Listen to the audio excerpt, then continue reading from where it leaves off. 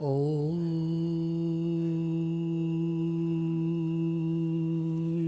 नमः सिद्धेभ्यः।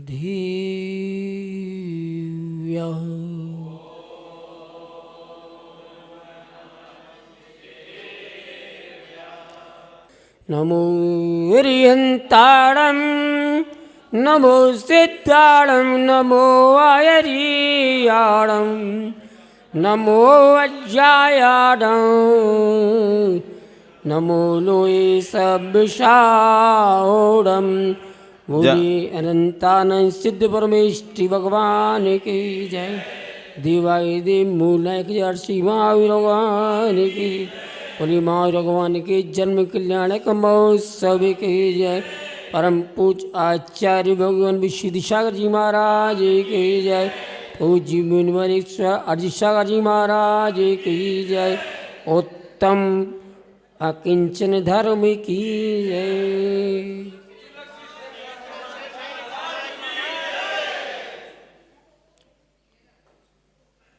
आकिंचन को उच्चारण कर लो। ओम ह्रीम उत्तम आकिंचन धर्मंगाय नमो नमः। बोलो सब लोग बोलो भाई। ओम ह्रीम उत्तम आकिंचन धर्मंगाय नमो नमः।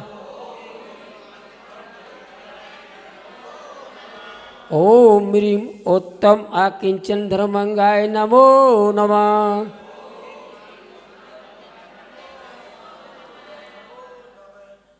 प्रातःकाल की बेला में आप लोगों ने अच्छा मंगल अर्चना किया, लेकिन तो व्यापार किया है आपने आज सुबह सुबह।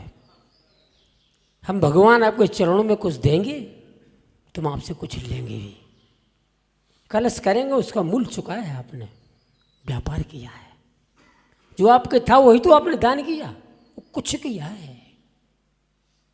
लेकिन जो प्राप्त था आपके पास वो कैसे प्राप्त हुआ है, वो व्यापार करने हम आपको ले चल रहे वहां।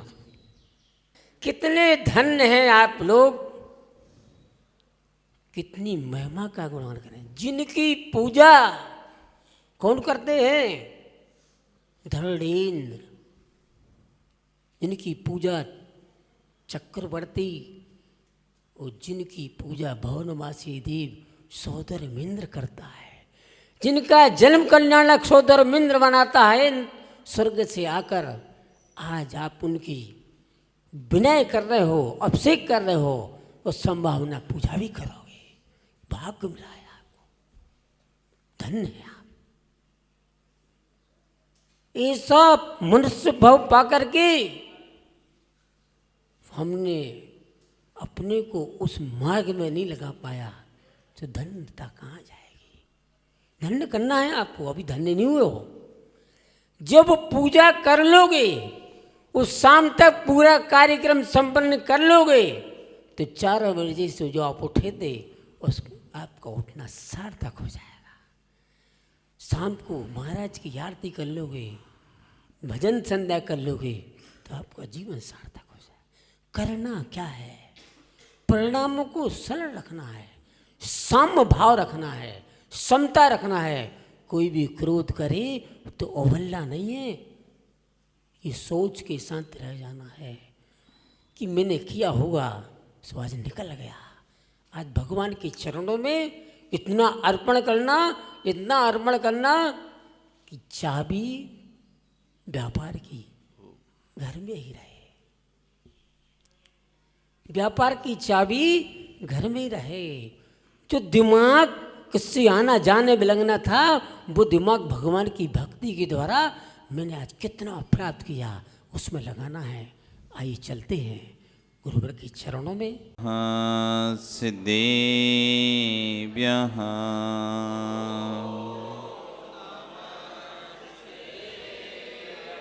ओम नमः सिद्धेभ्यः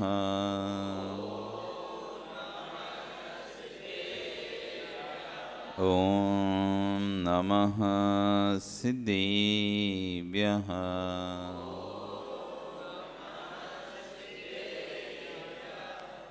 तिरियणी खगिणाए रुतारी मोहि सिर सिरेणि विहु आईरी राव बसियो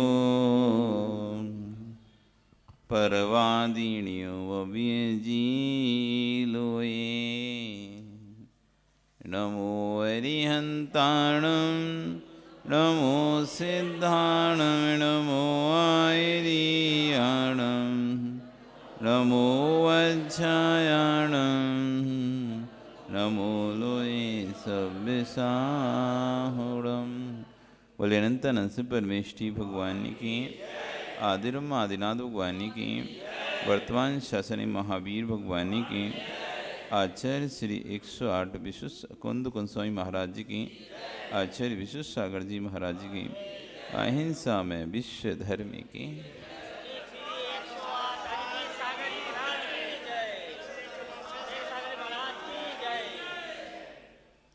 बंधु, वर्तमान शासन न्यायिक वर्धमान स्वामी के शासन में तीर्थंकर प्रभु की चरण निश्रा में बैठकर हम सभी जिन देशना का श्रवण कर रहे हैं, ये जिनेन्द्र वाणी मनीषो जगत कल्याणी है। आचार्य भवन कुंद कुंदेव स्वामी महाराज ग्रंथराज रेणसार जी में श्रवण और श्रावक उभय धर्मों का व्याख्यान कर रहे हैं। तो वहीं आचार्य भवन विश्व सागर जी महाराज अपने प्रवचनों के माध्यम से उस व्याख्यान को सरल और सुगम बनाते हुए आज यहाँ पर बता रहे हैं। कल चर्चा हो रही थी वैराग्य किस्से। वैराग्य किस्से, राग से वैराग्य, वैराग्य से वैराग्य। राग के स्थानों पे वैराग होता है या वैराग के स्थानों से वैराग होता है? जिन स्थानों पर हम रागभूत परिणाम कर रहे थे, जिन स्थानों पर हमारी दृष्टि रागभूत जा रही थी, वही स्थान जब दृष्टि बदलती है तो वैराग्य भूत बन जाते हैं। वास्तव में वस्तु में राग नहीं है, वस्तु में द्वेष नहीं है। हम वस्तु में राग द्वेष कहते हैं कि वस्तु के कारण से राग हुआ हमको। वस्तु के अंदर कोई ना राग है ना वस्तु के अंदर कोई द्वेष है। जो राग द्वेष है वो हमारी स्वयं की परिणति है। जब वस्तु हमको मनोज्ञ लगती है तो हमको उससे राग हो जाता है। जब वस्तु हमको मनोज्ञ लगती है तो हमको राग हो जाता है, और जब वही वस्तु हमको अमनोज्ञ लगती है तो हमको उससे वैराग हो जाता है अथवा द्वेष हो जाता है। दो बात होती है, या तो वैराग हो जाता है अथवा द्वेष हो जाता है। द्वेष मतलब दो प्रकार से व्यक्ति किसी को छोड़ता है। एक वो व्यक्ति जिसने तत्व ज्ञान को हासिल कर लिया, जगत में समझ में लिया कि संसार के पर पदार्थों में जितना मैं लिप्त होऊंगा उतना ही मेरा अहित होगा, ऐसा मन में विचार करके वो वस्तु को छोड़ रहा है। और एक वो व्यक्ति सामने वाली वस्तु उसको मिल नहीं रही अथवा उसको स्थान नहीं दे रहा, इसलिए उसको छोड़ देता है।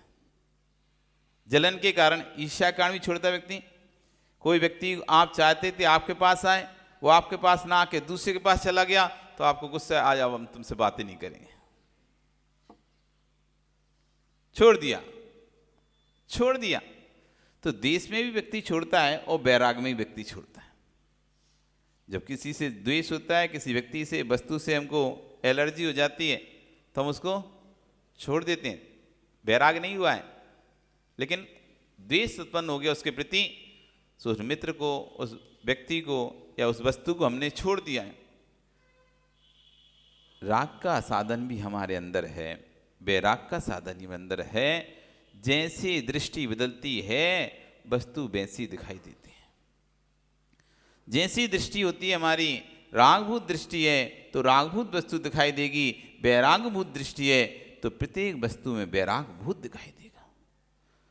आचार्य कह रहे हैं राग से मंडित जीव जब अखंड चैतन्य पिंड पर दृष्टिपात करता है तब उसका मन वैराग से भर जाता है। अहो, भव्यों को गिरते वृक्ष के पत्तों को देखकर वैराग हो जाता है। वृक्ष से पत्ता हुआ पतित, अब कब मिलेगा वृक्ष में वापस? एक बार वृक्ष से पत्ता पतित हो गया, पुनः अब उस वृक्ष में कब जाके जुड़ेगा वो? वृक्ष से पत्ता टूट जाने के बाद जैसे पुनः वृक्ष में फिर नहीं लगता है, ऐसी एक बार सुकुल पर्याय, उत्तम मनुष्य पर्याय, सुकुल सुनवो जिणवाणी, दुर्लभ ते इह विधि कहे गई, सो मिले ना जैसे उदधि सुमणि जलधि समानी। जैसे संसार समुद्र, जैसे समुद्र में मणि खो जाने पर पुनः मिलना संभव है, ऐसी ये उत्तम पर्याय सुकुल सुनवो जिनवाणी, उत्तम पर्याय मनुष्य पर्याय जिनवाणी का सुनना अच्छा कुल उतना ही दुर्लभ है। भव्यों को गिरते वृक्ष को देखकर वैराग हो गया। ज्ञानियों दर्पण में चेहरा देखा भगवान चंद्रप्रभु स्वामी ने, उनको वैराग हो गया। सफेद बाल देखा, एक बाल देखकर वैराग हो गया। वैराग जब व्यक्ति के अंदर आता है ना, राग के निमित्त भी काम नहीं करते, राग के निमित्त भी काम नहीं करते।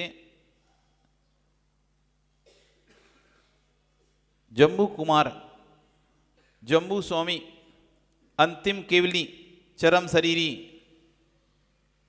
जम्बू स्वामी जी निर्माण पंचम काल में मथुरा से कौन गए? जम्बू स्वामी निर्वाण को प्राप्त हुए। बचपन से ही उनके अंदर विषयों के प्रति विरक्ति थी। उसकी माता पिता उसको जानते थे कि ये तो राग में फंसने वाला नहीं है। जब शादी की आयु हुई उनकी, वे यौवन अवस्था में पहुंचे तो माता पिता ने कहा कि तुम्हारी शादी करना है। तो जम्बू स्वामी कहते हैं नहीं नहीं, मुझे इस मकड़ जाल में नहीं फंसना। इस संसार का जो परिवार है, ये परिवार का जो जाल है वो उस तरह से जैसे मकड़ी का जाला, कोई पक्षी जैसे कोई जीव उसमें फंस जाए एक बार जाले में, फिर तो प्राण गंवा के ही निकल पाएगा, ऐसे नहीं निकल पाएगा। मुझे इस जाल में नहीं फंसना। माता पिता कहते हैं नहीं, एक बेटे का कर्तव्य है अपने माता पिता की सेवा करना। सुंदर शब्द सबको आते हैं बोलना। सुभाष जी, क्या कर्तव्य बेटे का? एक बेटे का कर्तव्य है अपनी जिम्मेदारियों से नहीं भागना, अपने माता पिता की सेवा करना। इसलिए तुम शादी करो। सही कहा ना जम्मू स्वामी पिता ने? क्या गलत कहा? सही कहा? बताओ तो, बोलो तो,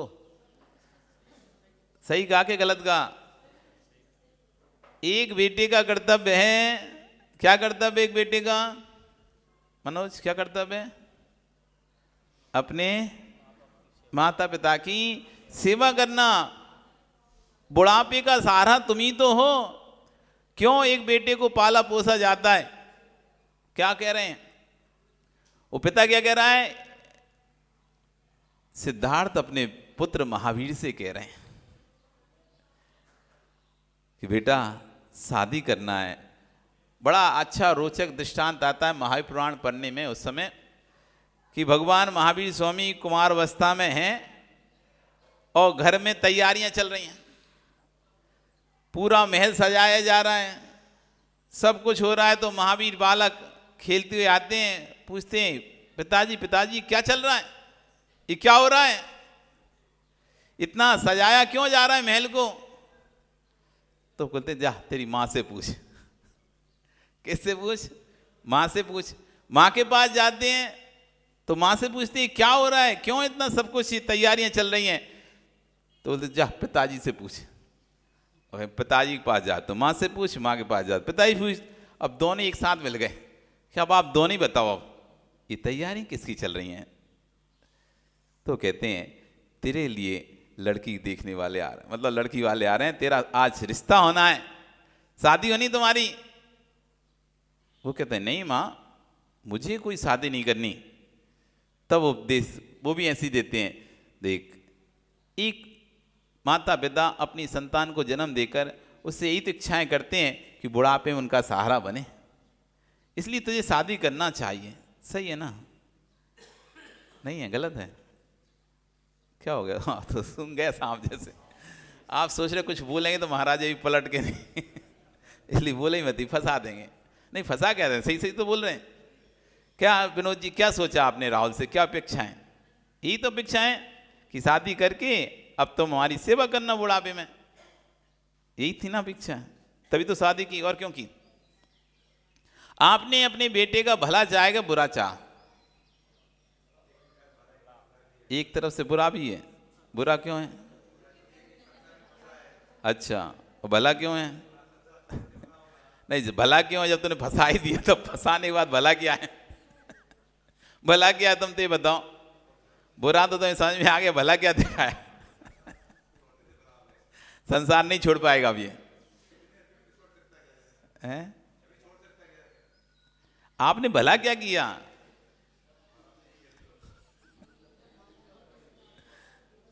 तो पिता उसको समझा रहे हैं, माँ समझा रहे हैं, जम्मू कुमार को उसके माता पिता समझा रहे हैं।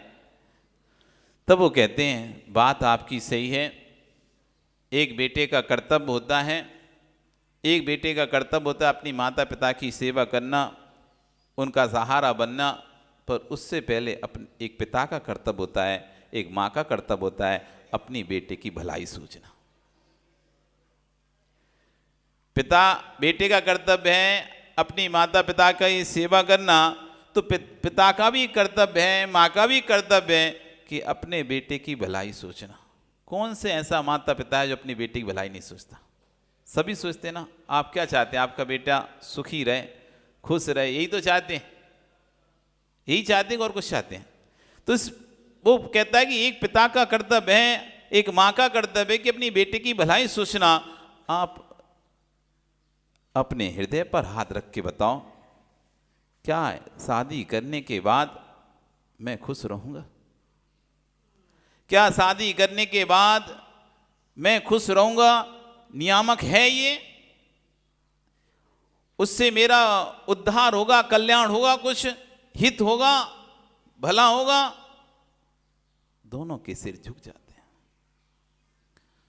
जम्मू स्वामी समझा रहे हैं, फिर भी माता पिता कहते हैं नहीं नहीं, तुम एक बार शादी कर लो, और तुमको ऐसा है बैराग को प्राप्त होना है, तुम फिर शादी करके चले जाना, लेकिन शादी तो कर लो। तो क्यों? उन्होंने सोच रखा था जब सुंदर स्त्री से शादी करेंगे, कौन पागल हो जो उसे छोड़ के जाएगा।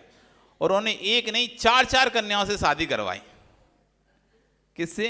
4-4 कन्याओं, राज कन्याओं से, सेठ कन्याओं से, 4 कन्याओं से उसकी जम्मू कुमार की शादी करवाई। उसका ठीक है, मैं आपकी इच्छा पूर्ति करता हूं, मैं शादी कर लेता हूं, लेकिन एक रात, बस मैं एक रात रहूंगा, और फिर अगली सुबह जैसे ही भोर होगी मैं मुनि बन जाऊंगा।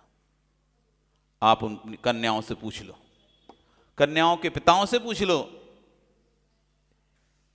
तो शादी करना चाहती हैं क्या?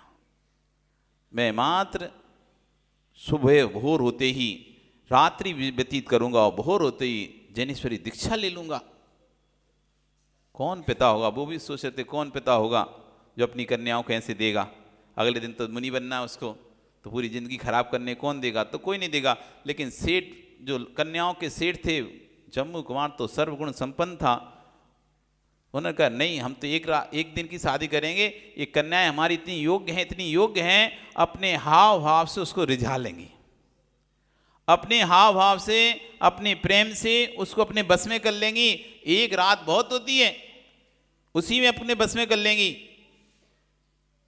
शादी हो गई, चारों कन्याएं बैठी हुई हैं, जम्बू स्वामी बैठे हुए हैं, वे चारों कन्याएं राग भरी कहानियां सुना रही हैं, तो जम्बू स्वामी वहीं पर बैराग की कहानियां सुना रहे हैं। एक ही स्थान, वही कक्ष, उसी स्थान पर जहां वो चारों कन्याएं हर प्रकार से जितने भी उपाय हो सकते हैं, हर उपाय से जम्बू स्वामी को राग से भरना चाहती हैं, तो वहीं जम्बू स्वामी अपने बैराग में दृढ़ होकर बैराग की कथाएं सुना रहे हैं। पूरी रात कथाओं में निकल गई। इधर वो अपनी कथाएं सुना रहे हैं, वो अपनी कथाएं सुनाने, वो उधर प्रभावित करना चाह रही, उधर प्रभावित करना चाह रही है, लेकिन दृढ़ वैराग्य था, वो राग की वस्तुएं भी उनको प्रभावित नहीं कर पाए। पूरी रात्रि साथ में रहने के बाद भी वो राग भूत बातें भी उनके परिणामों को नहीं डिगा पाए। वो कटाक्ष, वो हाव भाव कोई भी उन जम्बू स्वामी को नहीं डिगा पाया। और अगले दिन प्रातः होते ही वो निकल गए दीक्षा लेने। तब ये चारों कन्याएं कहती हैं, हमने तो अपना पति स्वीकार किया ही था, और हमारे पति ने दीक्षा लेते हो, हम भी आरिका दीक्षा लेते हैं। वो चारों भी आरिकाएं बन गए। जब अंतरंग में वैराग दृढ़ होता है, तो राग के साधनों से भी राग उत्पन्न नहीं होता है। जब अंतरंग में वैराग दृढ़ होता है, जब दृष्टि अंतरंग में पक्की होती है, तो वैराग्य के राग के साधनों से भी राग उत्पन्न नहीं होता, उससे भी वैराग हो जाता है। तो कह रहे हैं कि यहाँ पे एक सफेद बाल देखते ही बनने वाले अष्टम तीर्थंकर मन में भाव जागृत हो गए चंद्र भगवान के कि संसार ओ हो, इतना बालों को संभालने के बाद भी इन बालों का परिणमन नहीं रुक रहा है, तो फिर मेरा परिणमन कैसे रुकेगा। जिन्हें मैं संभाल रहा था उनके बीच में भी सफेदी कहाँ से आ गई? अरे सफेदी नहीं है, ये तो यम के दूत की सूचना है। यम के दूत की सूचना है कि अब समय होने वाला है। एक सफेद बाल देखकर उनको बैराग हो गया। रावण छोड़कर वन की ओर चले गए। क्षण मात्र में चमकता हुआ चेहरा फीका होगा। अहो आश्चर्य, बाल की सफेदी को देखकर बैराग हो गया। ज्ञानियों ने हारो, कितने बाल सफेद हो चुके, पर अब क्या करते हैं सुभाष जी? सफेद हुए कि नहीं हुए? सफेद हुए कि नहीं हुए? विनोद जी तो डाई कर लेते हैं, तुम क्या करते हैं? क्या विनोद जी, सफेद हुए कि नहीं हुए? बैराग हुआ कि नहीं हुआ? कितने बाल सफेद हो चुके, झड़ भी गए, झिर भी गए, सफेद भी हो गए, तब भी ज्ञानियों हृदय नहीं बदला, यानी अभी तक दर्पण नहीं देखा। जिस दिन ज्ञानियों दर्पण देख लेगा, उस दिन तेरा मन चरित्र में अर्पित हो जाएगा। उस दिन तेरा मन चरित्र में अर्पित हो जाएगा। अभी तक दर्पण नहीं देखा ज्ञानी, जो दर्पण देखा वह राग से भर कर देखा। हमने अभी तक दर्पण जो भी देखा है, तो क्या देखा? अपने चेहरे को ही सही करने के लिए देखा है कि मेरे चेहरे पर कोई दाग तो नहीं आ गया, मेरे बाल अच्छे हैं कि नहीं है, मेरा चेहरा साफ है कि नहीं है। यही तो देखा दर्पण में। क्या देखा? दर्पण में क्या देखने जाते हो? अपना चेहरा अच्छा है या बुरा है, यही तो देखते हो। बाल खराब तो नहीं हो गए, जेल मेल लगाए कि नहीं लगाए, क्या देखते हो? क्यों बच्चे? अच्छे बाल है कि नहीं है, जुल्फे निकल रही नहीं निकल रही, यही सब देखते हैं। तो क्या दर्पण में हम देखते हैं, तो सच्चाई को देखने नहीं जाते। दर्पण में देखो वास्तव में सच्चाई कि देखो अब चेहरे पर झुर्रियां आ गई। ये वही चेहरा है जो कभी चमकता था, और देखते देखते चेहरे की झुर्रियां, चेहरे की जो कड़कपन था, टाइट स्किन थी, अब वो भी लूज होने लगी है, झुर्रियां पड़ गई हैं। कभी चेहरे में अपने चेहरे को देखा करो, तो पक्के में बैराग आएगा। चेहरे में राग को मत देखो। ये वही तो चेहरा है जिससे पर मैं बहुत नाच करता था, अब देखो धीरे धीरे कैसे ये चेहरा बदल चुका है। कभी अपने चेहरे का परिणाम नहीं देखा कि दर्पण में? चेहरे को देखकर उस पर्याय को याद किया करो जो पर्याय आपकी भूत में थी। प्रकाश जी, अब इतने सुंदर दिखते हो, तो पहले कितने सुंदर हो गए। लेकिन वो सुंदरता गई कि नहीं गई? चली गई कि है अभी भी? नहीं रही ना। कुंद कुंद स्वामी कह रहे हैं, तुम वर्धमान स्वामी से पूछना, जिस जीव की आपने कल चर्चा की थी, आज तीर्थंकर, आज का तीर्थंकर, आज का महाप्रभु जो महाप्राणों को प्राप्त हुआ है, यानी सम्यक दर्शन ज्ञान के साथ चाँद की पूजता प्रधान है। आप जिनका जयंती मना रहे हो, जन्म तो कई लोगों का होता है, मरण भी कई लोगों का होता है, लेकिन जन्म सार्थक उनका होता है जो अपने जन्म को संयम से संयमित कर लेते हैं, चारित्र संयमित कर लेते हैं। जन्म में बहुत जीव थे, लेकिन महावीर भगवान की ही जयंती क्यों? क्योंकि उन्होंने अपने जीवन को संयमित किया, उन्होंने अपने जीवन को चरित्र से युक्त किया, इसलिए आज हम उन महावीर स्वामी की जयंती मना रहे हैं। आप भी जिस दिन अपने जीवन को संयमित कर लोगे, आप भी अपने जीवन को जिस दिन नियम से बांध लोगे, उस दिन आपका भी जीवन पवित्र बन जाएगा। ये वो दिन है, इसे कहा जाता है सुधा मुहूर्त।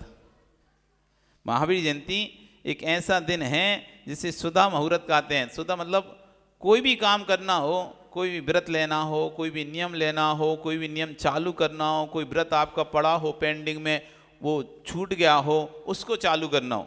कई बार होता है ना, व्रत छूट जाता है बीच में, कुछ दिन व्रत किए, 8 और 10 उपवास किए, फिर बीच में उपवास छूट गए, कोई बीमारी गई, परेशानी हो, नहीं कर पाए, अथवा कोई नियम लेना था, बहुत दिनों से सोच रहे थे पर तिथि नहीं आ रही, तिथि नहीं मिल रही थी, कोई उद्घाटन मकान आदि का करना था, कोई दुकान आदि को चालू करना था, कोई भी काम करना है आपको। ये महावीर जयंती एक ऐसा समय है, भगवान महावीर का जन्मोत्सव महोत्सव, ये सुधा मुहूर्त कहलाता है। कोई भी इस काल में आप कोई भी काम कर सकते हैं। जो मुहूर्त शादी ब्याह में, मध्य प्रदेश साइड में इस काल में आज के दिन कई यहाँ शादी हो जाती है, कई शादी होती हैं, कोई मुहूर्त ढूंढने की जरूरत नहीं होती। आज के दिन कई लोग उपवास करते हैं, एकासन करते हैं, जिनके नियम पेंडिंग पड़े होते हैं कि हाँ हमको चालू करना है, माला आदि का जाप का नियम लेना होता है, जाप चालू करनी होती है, अथवा कोई उपास प्रारंभ जिन्होंने किया था करना होता है। ये महावीर जयंती का बहुत शुभ मुहूर्त होता है। ये भगवान महावीर स्वामी के निर्वाण का, जन्म का जो काल था, ये बड़ा उत्तम काल रहा है, और उन्होंने अपने काल को चारित्र में बदलकर इस काल को अमर कर दिया। इसलिए आज 2550 वर्ष हो गए भगवान महावीर स्वामी निर्वाण को, और 72 वर्ष और जोड़ लो उसमें। 2500 कौन सा निर्वाण महोत्सव है? 2500 वर्ष निर्वाण, उसमें 72 और जोड़ लो, क्योंकि 72 वर्ष की उनकी आयु थी।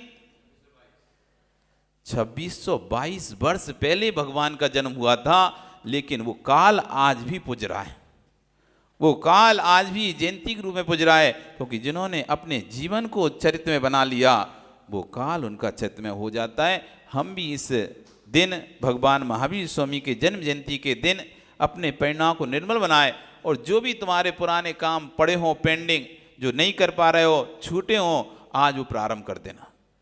कोई मुहूर्त मत देखना, कोई कुछ नहीं देखना, और विश्वास रखना नहीं, आज तुमने कोई कार्य प्रारंभ किया तो निर्विघ्न आगे तक सफल होगा।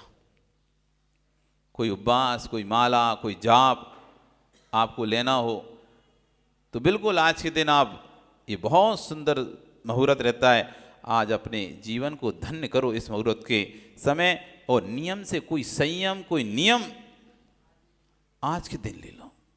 आज के दिन लिया हुआ नियम संयम शुभ मुहूर्त, शुभ काल, शुभ घटी में कहलाएगा, और उसको पालन करने में आपको कोई बाधा नहीं आएगी, विघ्न नहीं आएगा, और वो समय से पूर्ण होगा। आज आपका समय बहुत हो गया है, आज इतनी चर्चा करेंगे, दोपहर फिर मिलेंगे। बोली भगवान महावीर स्वामी की।